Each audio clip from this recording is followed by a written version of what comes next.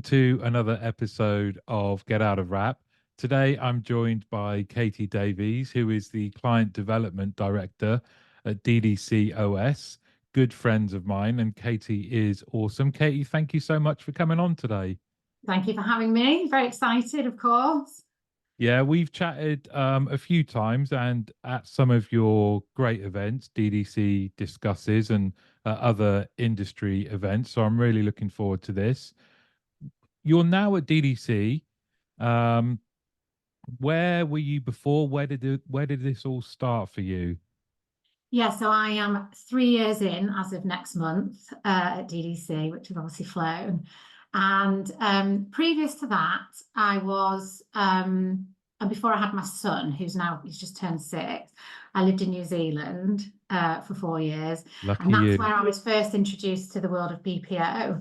And previous to that, my career was in recruitment. So many, many years in Leeds, the centre of Leeds doing recruitment. So that was a mixture. I've done accountancy and finance recruitment, lots of customer service recruitment, and lots of sales recruitment as well. I went to New Zealand doing recruitment because I knew I'd get a visa that way. And then fell into the world of BPO. So not really outsourcing on the people side of things, but more processes and automation, that But kind of thing. recruitment's all about people, isn't it? And there's a hell of a lot of people in our industry that have made that kind of crossover both ways, because I think they're very aligned on that they're people focused naturally, Yeah. and that you deal with all sorts, and it's about matching requirements to solutions. Did you find how did you find the crossover? Easy because it's all about people, isn't it? So, and it's quite like when you're in recruitment, working for recruitment agencies, and you go to parties and people say, "What do you do?" It's like saying you're an estate agent, isn't it? You're sort of, "Oh no, she's in recruitment. She's going to try and sell me something." And so it's an absolute pleasure to be working in this industry. And I must admit, when I started at DDC, I wasn't too aware of what I would be doing. I just said yes. I really wanted to work there, basically. So I just sort of said yes to the job, not really knowing what it would be. So it started off very much on the sort of contract side of things and the management of our clients contractually. And now I'm more in the sort of depths of the networking side of it, which is kind of that's my DNA really, is networking, as people will know, especially in the north. I fly a big flag for the north of England, and I will go on about it as Yeah, well. we'll get on to that. What was the pull then? Because I love that kind of, I just want to work for you guys. But what was the pull? How did it come about? Well, I knew somebody that worked there, so Joe, who worked there. So I got back from when I was in New Zealand, and I knew I was moving back. I'd had my son, and I knew I was moving back. I wanted to work for a company similar to the company that I worked for in New Zealand, and I found a company, and that wasn't DDC, but Joe worked at that company at the time. And so I basically went on LinkedIn and stalked everybody at that company until somebody agreed to meet with me and to give me an interview, and that was Joe. And then we kept in touch, basically. And I think for me, it's the fact that it's owner managed. It's got a very local feel about it, but with an international reach.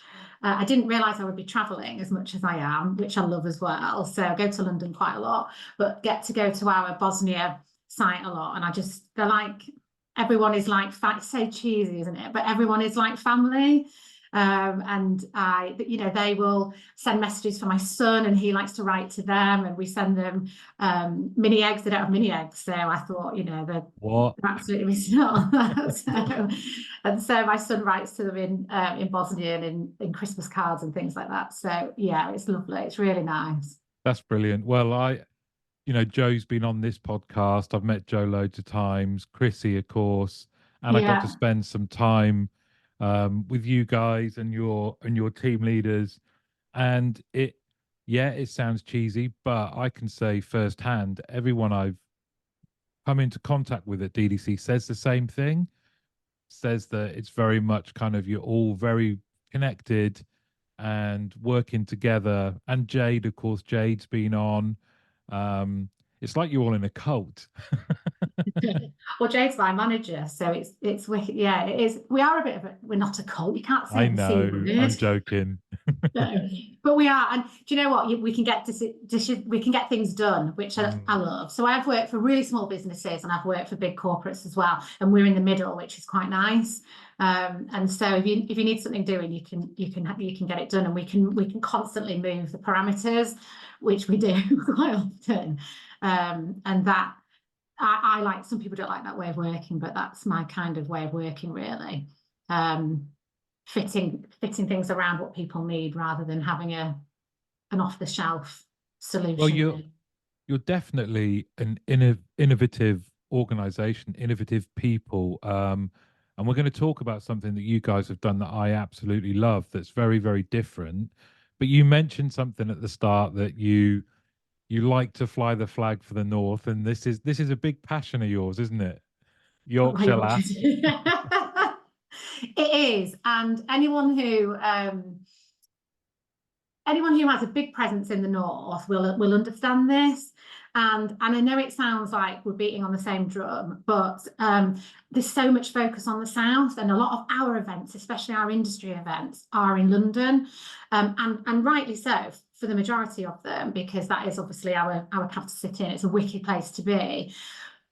But the North is an absolute hive of contact centre and customer service activity. It's mammoth, and everybody knows everybody as well. And I think not everybody has the opportunity to go to London all the time. It's a full day out, if not 2 days sometimes, if you're travelling. And if you think about our locations, so like Leeds and Manchester, Liverpool, Warrington, and then you've got obviously the North. I love the North East. You've got your Durham and your Newcastle and Sunderland. And for me, it's about, I would like to create more networking in the North, basically. We're not saying we're against the South, and we're not fighting or anything like that. But I think that there's so much to be said, and there's different conversations in the North as well. We have different issues and different challenges to overcome. Things like travel infrastructure and, recruitment's different everywhere you go, isn't it? And attracting the right talent, etc., and salaries and things like that. So I'm just slowly working my way around and building relationships with all the people that we both know really well as well in the North. I think you're able to say you're pro North. You're not anti-South, and that kind of passion and pride in your area, in what it means to be from the North. And I think everyone can recognize that. I guess sometimes in the South we're a little bit selfish, jealous of it. We're a little bit kind of like, oh, you guys absolutely, you're proud Northerners, and we're kind of like a little bit sanguine about being in the South. But what is it then, do you think, all of those contact centers you mentioned, and I think when I last looked, there's definitely more contact centers in the North. But what is it you think that makes being in the North and being in our industry unique? What are some of the slight differences, or the real kind of positives? Well, you touched on it there about the fact that we're proud of it, and so it feels like people are open a bit more to networking. So we held a lunch in Manchester, and it was just that, it was a lunch. It wasn't for any other reason, and everyone knew everybody. It was really funny. We didn't know that everybody would know everybody, and it's really interesting to hear, where everybody is and the different challenges that everybody has as well.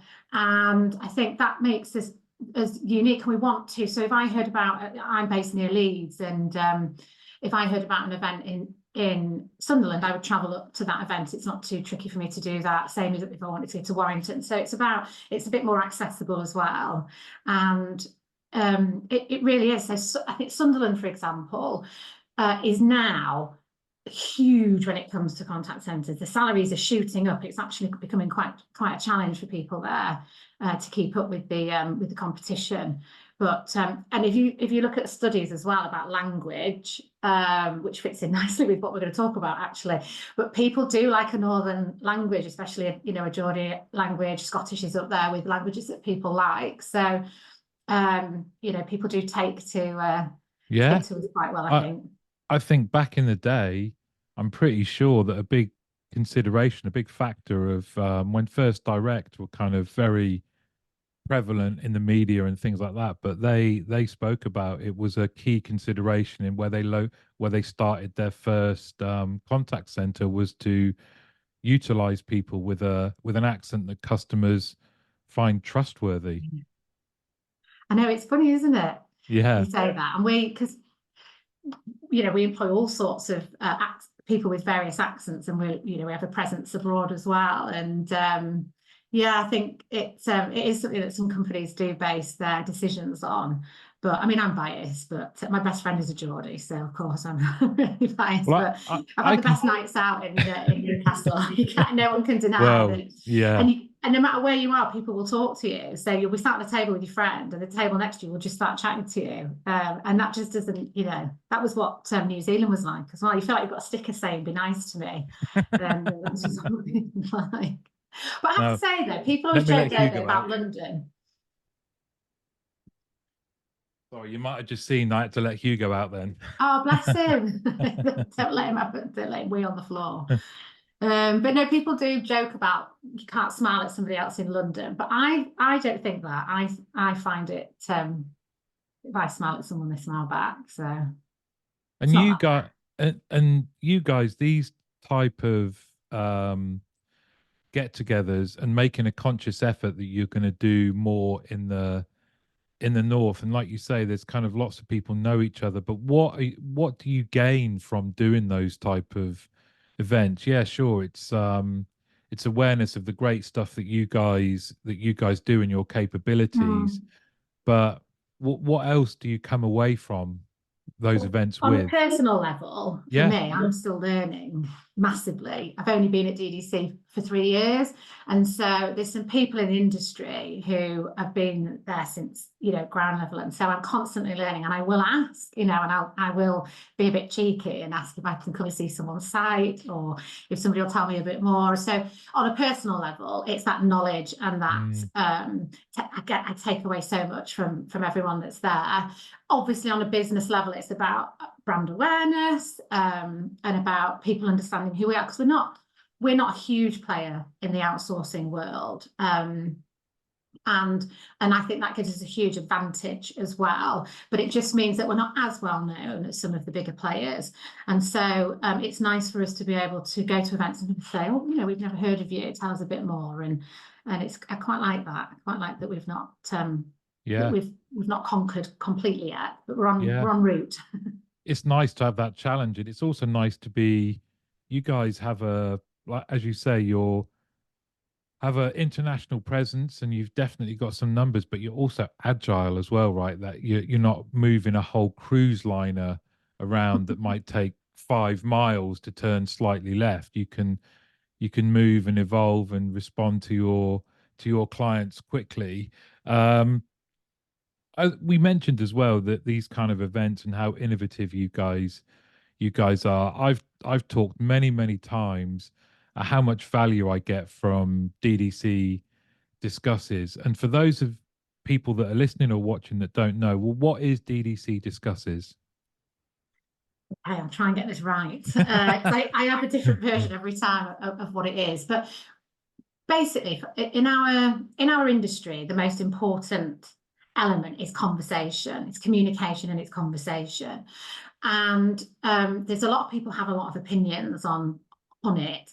And in our belief, a slightly different angle is to take the opinions of actual genuine academic studies and the science, basically. So it's the science behind our industry, but mainly about the communication element of it. So, for example, the first event we had Elizabeth Stokoe, and I know that name will resonate for quite a lot of people watching this. She's very, very popular. And Elizabeth, so if I was to say to you conversational analytics, you would think, oh, she's going to talk about AI again. There's more AI. It's nothing to do with that. It's actual analysis of conversations. And in order to really shine in what we do, we need to take a step back and understand what is a conversation, and how does it work. And actually, to be successful in any kind of generative AI, you need to be a good psychologist, really, and a good communicator. So that's what we do. So we hold these events where it's only a small audience around a table. And the first one, for example, Elizabeth will talk about and go through her studies and analysis, and then we throw it out to the room and we have a roundtable discussion about it. Hugely popular. So we've done them in London so far. So obviously we said, why are we doing them in London, and why don't When we you do say some we abroad as said well? that, that was probably you. Wasn't just me, actually. A very good friend of yours and ours, Sarah Hunt, said the same. She came to one and she said, why don't we do one of these up north? And so we're doing one in Manchester in June. And again, we hope to get Elizabeth to that one because she's just such a good speaker and it's such a good topic. And I think it opens up people's minds to this world that we have. And Elizabeth will be the first to say, so she's written a lot of books, but strategically got one here, but she'll be the first to say that what she says in that room won't be relevant in another year's time, because that's the way that technology is going. However, the fundamentals of conversation and how we converse will never change, really. So yeah, they're super exciting, aren't they? They're just a bit different. We challenge technology, which is quite nice, because we are all about the people. And I think we can safely say that most events we go to now are all tech heavy, which is fine because that's what's happening in the industry, but it's nice to take a step back and talk about people side of it. And I think that's the foundation, is how you're going to use the tech is based on, it should be improving things, it should be making things better, more efficient, but it's got to be based on what are the fundamentals of let's say conversation. And as you know, from that very first event, I was like a giddy schoolboy because I'd read Elizabeth's book, the one that you showed there, Talk, The Science of Conversation, many, years before, and I absolutely loved it. And the opportunity to meet her in person, and to listen to her talk about it and to play some examples, for it, like you say, when someone says conversational analytics, I'm sure there's a large chunk of people that kind of glaze over and go, oh God. But it's so fascinating because it's about us connecting. And she shares so many interesting examples about the patterns of how you talk to someone, and that we are built to recognize those patterns and respond accordingly. And when they're not quite there, and you're aware of them, and the level of detail, she's a professor, I think she's at LSE now, but she was at Loughborough. I might have that wrong. But this is a whole team of academics who have studied from the innocuous, a boyfriend and girlfriend who will maybe having some problems, all the way through to um, talking hostage situations, the real extremes. So the day to day to the extremes. And by analyzing how people communicate backwards and forwards, she was able to, and brought us all in the room to be able to predict, do you think this relationship is strong based on how this 5 seconds of their phone call has gone? And you can no, this isn't it. Their relationship's not in a good place, and then expands on it, and that kind of, the nuance and the detail is something, and the interest as well that you have, the emotion that you feel, talking and listening to an expert talk about something like this is still for me very, very different from tech. And I came away from that event thinking, if you look around our contact centers and what we're asking frontline team members to do, there's so much here that could help them so much. Because she also shared sales calls and customer service calls and all things, and just some minor changes, just some clever communication skills and tips can make a massive, massive difference to our training, to our coaching, and ultimately to the performance that we see in our contact centers. So I was blown away by that very first one. And then the subsequent ones, the meeting of the academic world and contact centers, it's one of those great ideas where you think, why haven't we done this before? Yeah. There's no hidden agenda for them. A lot of people that are invited to present at an event usually have a business surrounding that they want to elevate. So elevate not necessarily their particular business, but the service. So it might be somebody wanting to elevate a particular piece of some generative AI, whatever it is. But there's no hidden agenda there. It genuinely is there. That's what they do, and that's what they know. And it's applying it. How do we apply that to our world? And yeah, you're right, it's just so different. And I think once people understand the concept of it and they've been to one, then that's it, like you say, they're hooked, really. So the good news is the one in Manchester, we've secured a bit of a bigger space so we can house a few more people, but we need to make sure that we've got the right dynamics in order for everybody to still be able to join in and have that conversation as well. And I like the fact that you guys and how you curated that event weren't afraid of having, there were people in there that had a real knowledge and passion for speech analytics. And you'd think that the two might not go, that there might have been conflict. But actually, like you say, the academics there, in this case, Elizabeth, and there was Dr. Saul Adams, I think. Yeah.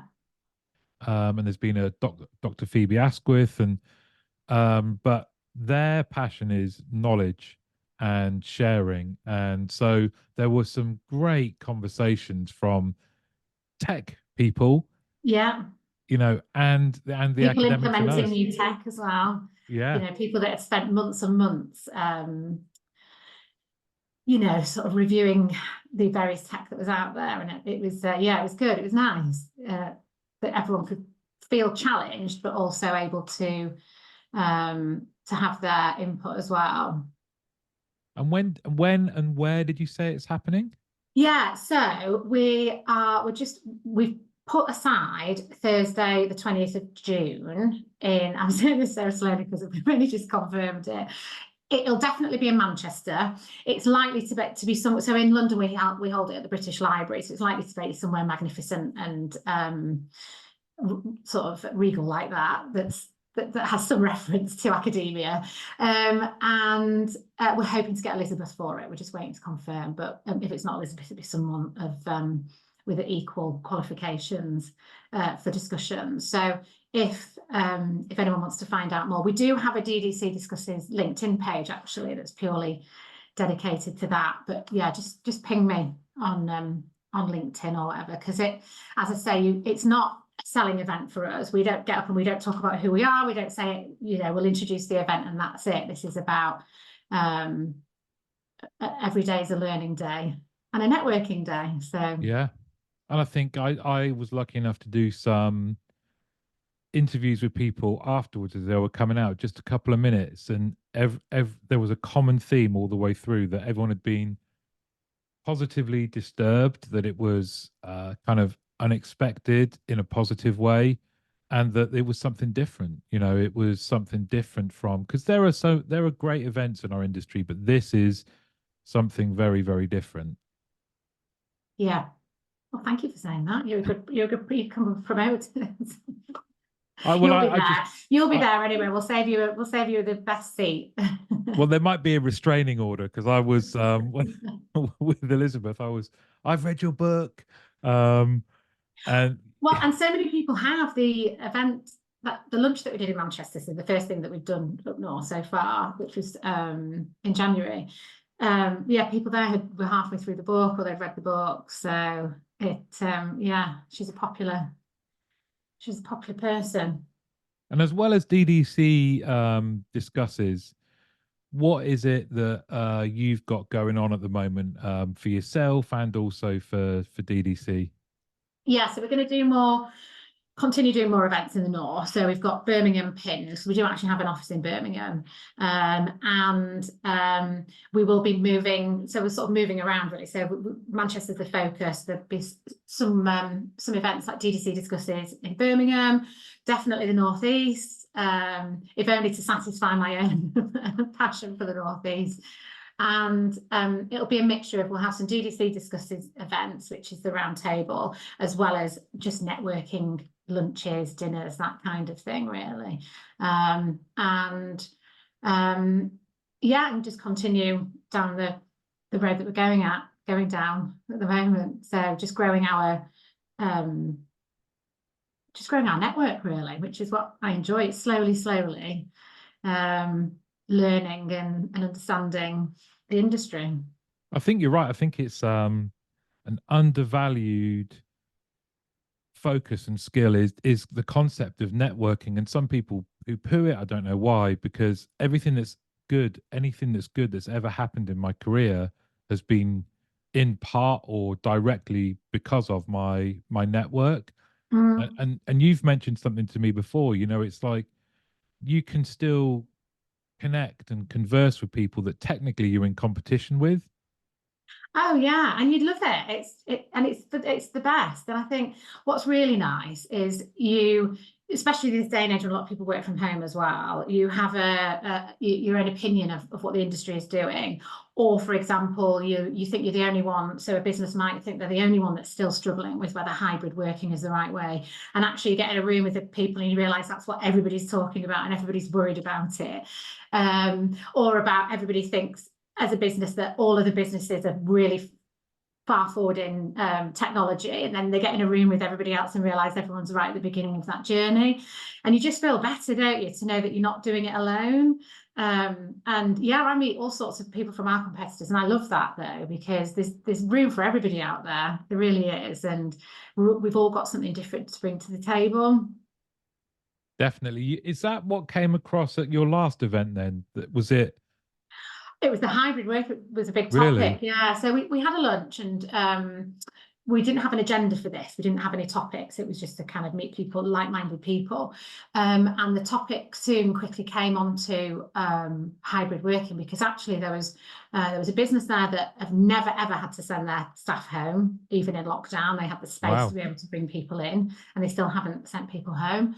Um, and there's businesses there that have tried to bring everybody back, and then people who are doing a bit of both, and everybody still is really confused of what the right thing to do is. As a business, it is hard because it's really hard to attract good talent. But there are people out there working now in the contact center industry that have never fully gone into an office. They might have come from a retail background, they might have come from a Mm. hospitality background, and in lockdown they started working from home as a contact center agent. And everybody's got their opinions on it. I believe, I say this and people laugh, but if you think about all the marriages and babies that haven't happened because we've all been working from home. So Yeah. a lot of people that work in contact centres are very sociable people, Mm. all sorts of ages. It's not just the younger demographic, but social people. And I think that's where, certainly in our contact centres that we've got, everyone, they're the best friends, they're godmothers to each other's children. And, that it just feels like there's a slight disconnect in that because of obviously what happened and because of lockdown. But there is also a lot of people who have become accustomed to working from home, and to go back into an office might be quite a big deal. So it's such a huge topic still, believe it or Mm. not, Mm. for everybody.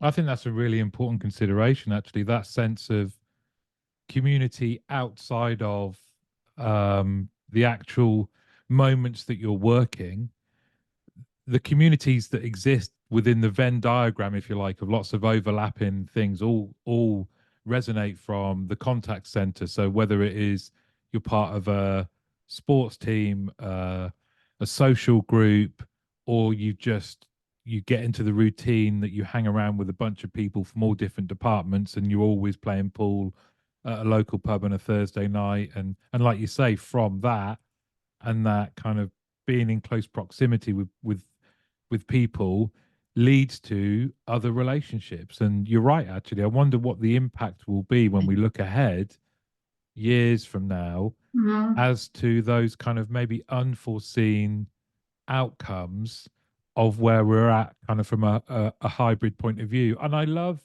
something you said earlier around that being able, without there being marketing or bluster behind it, but being able to sit amongst your fellow professionals and go, you know what, my boss is banging on about, because this is personal experience. Is worried that we're behind the curve on this type of technology, or we should be doing this, or we should be doing that, because that's what you might see on your LinkedIn feed or some of Yeah. the publications that are out there. And then you get around a table with people and you start talking, and you soon find out, oh, wait a minute, we're kind of all still here at the start line. But isn't that life though? Yeah, Everybody on Facebook and Instagram is happily married and living their hashtag best loving life. life, aren't they? And then you meet up with them and they're like, oh, God, I can't stand it or whatever. So it's not just, but you're right. And it's I think some vulnerability is actually very welcomed in all walks of life, but just being able to say, we want to learn from others. I think that's fine. I think Yeah. our government could take a big leaf out of that book. Oh, let's not get onto Let's politics. not go there. I know what you like, so We'll be here all never day. mind. But I also think, that kind of, as well as like the kind of black market benchmarking, if you like, where you're kind of going, oh, where are you? How do you do this? How do you do that? Where are you with this? The other thing that I've always come away from events, especially yours, with is tips, Yeah, where someone else might be doing really well at something, and you're not there yet, that you come away going, oh, I'm going to try that. That's great. And yeah, we did. everyone's happy to share. That's the thing. Yeah, we had that actually. So another big topic when we had the lunch was sort of the extracurricular work that agents can do. So the more charity side of things. And so for me, and it was actually on the radio, but basically, if you do random acts of kindness, so if you do things for other people that make you feel good about yourself, you will live longer. Apparently it's true, apparently it's been told.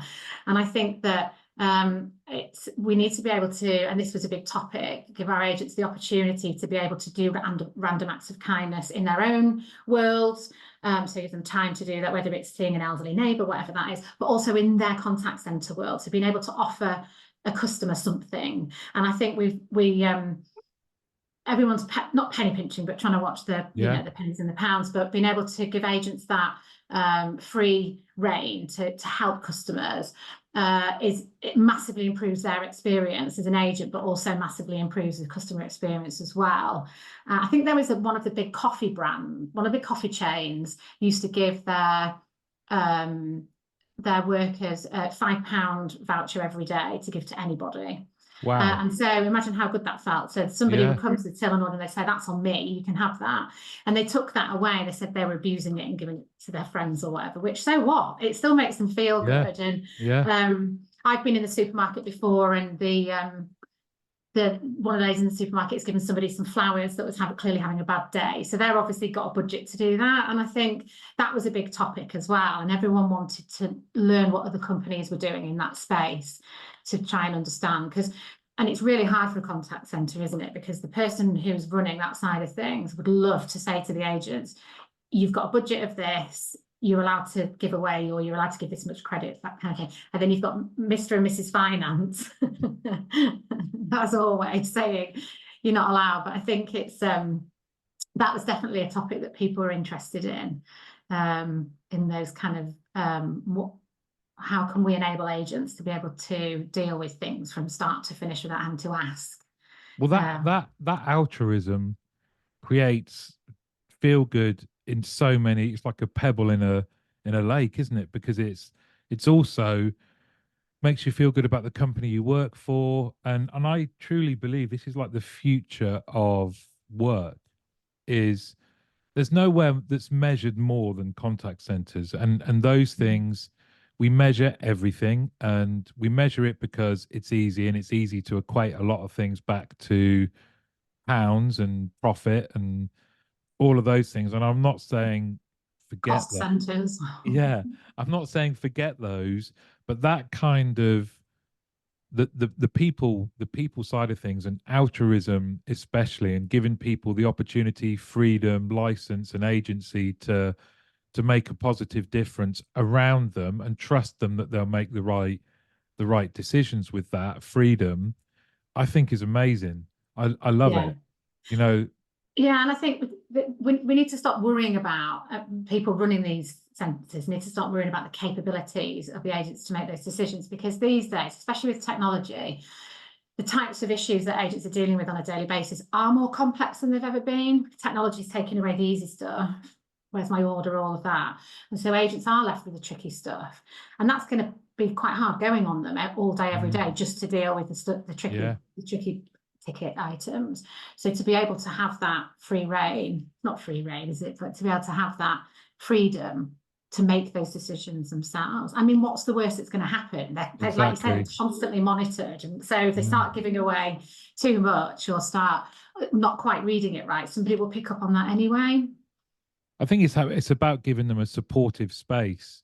So that supportive space means that they're supported and can be coached, but they're also able to make mistakes. Because, like you say, if you're dealing with more complexity, the chances to make a mistake are increased. But if you learn from that and you don't feel like you're going to be put down because of it, then you're more likely to learn and develop. And some of the stuff that you guys do with your L&D and how way I was so impressed with your team leaders and how competent they are, but also how much freedom they are given to manage their own team, to manage themselves like a business within within the parameters that come from being an outsourcer, of course. But it was really, really impressive. Yeah, I mean, they're amazing, aren't they? And Yeah. they actually genuinely they love coming in. So we have more of a rota basis with people coming in, and it's great. I go in once a week because I live quite far away from the office.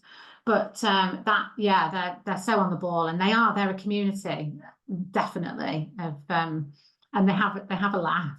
We had our Christmas party actually in January. I know in January sounds weird, but it was a New Year extravaganza, we'll call it. Yeah. And everybody was there. So all departments, all teams, right from finance through to contact centre, through to what we do. Everybody was there. And it was such a diverse, eclectic mix of people. It was just the best fun ever. And it's really good to get to know these people. But they're brilliant, aren't they? What they do. The best. I mean, I love what you do, and I love just how you operate. So, and I can't wait for the next DDC Discusses. I'll brave the journey up north. Bring a jumper. And so for people that want to know about that, for people that want to know about any of the other stuff that you're doing or other networking events or just get to know you, the best way for them to do that is through LinkedIn, right? Yeah, good old LinkedIn. They will be met with a friendly northern face. Of course. And me. No, I'm joking. Well, Katie, thank you so much for coming on. It's been nice to talk about DDC Discusses, your background, and your passion, not just for the North, but for contact centers and customer experience, and what we do as an industry is palpable. So please carry on. Don't worry. I've got determination in me. So, well, thank you very much for coming on Get Out a Wrap. Well, thank you for having me. Have a great day.